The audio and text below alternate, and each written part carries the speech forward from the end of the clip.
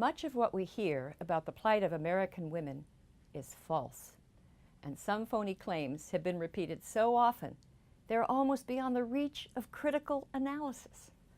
Coming up next on The Factual Feminist, 5 feminist myths that will not die.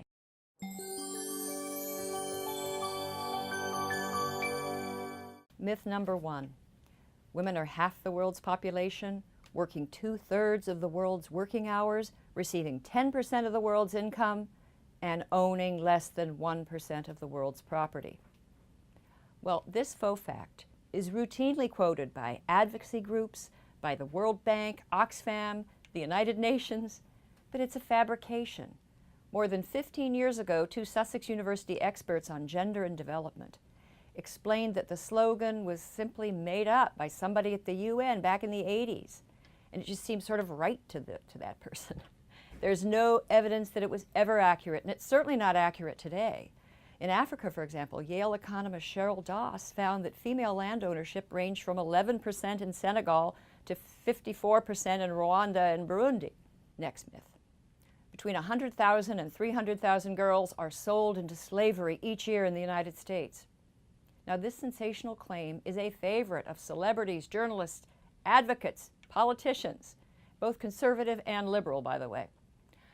The source for the figure is a 2001 report on child sexual exploitation, but that 100 to 300,000 figure referred to children at risk for exploitation, not actual victims.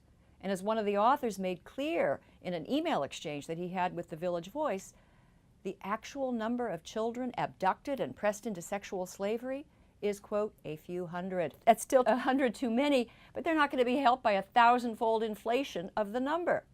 Next myth.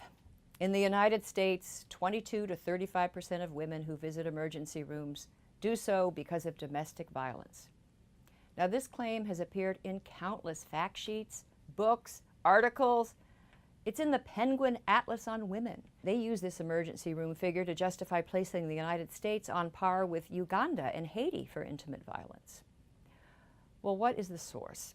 It seems that several feminist scholars misunderstood a 1997 study by the Justice Department.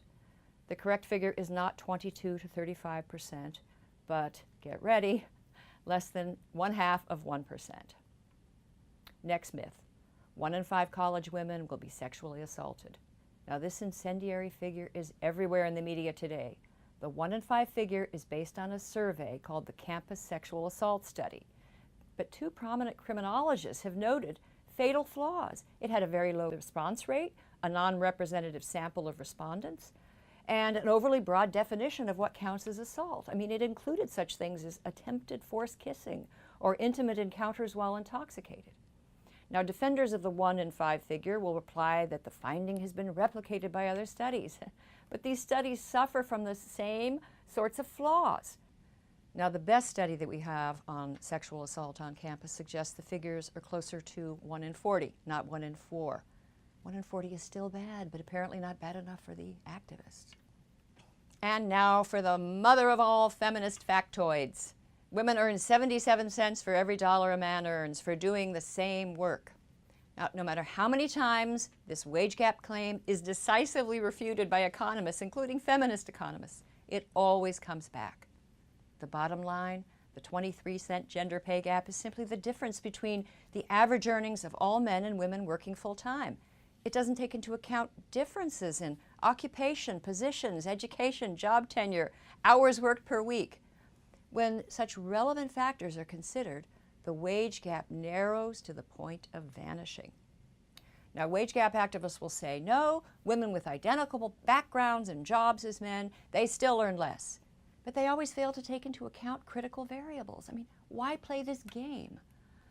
Now, all of these reckless claims are nearly impossible to correct because armies of advocates, journalists, political leaders, they depend on killer stats to promote their cause.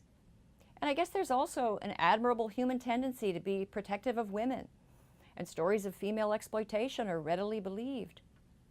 But killer stats undermine good causes, and they send scarce resources in the wrong direction.